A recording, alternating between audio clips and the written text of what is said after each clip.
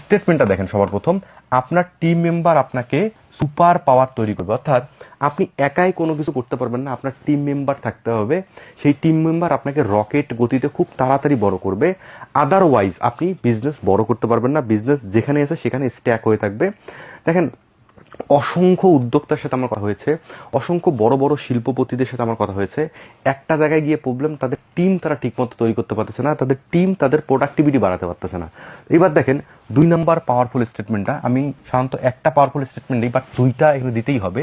আপনি যদি টিম তৈরি করতে না পারেন তাহলে আপনি হলেন সেলসম্যান, বিজনেসম্যান নয়। অর্থাৎ যদি আপনার টিম ভালো থাকে আপনি কিন্তু বিজনেসম্যান হবেন, আর যদি টিম ভালো না থাকে আপনি সারা জীবন সেলসম্যানের মতো সেলস করতেই থাকবেন, আপনার বিজনেস বড় হবে না।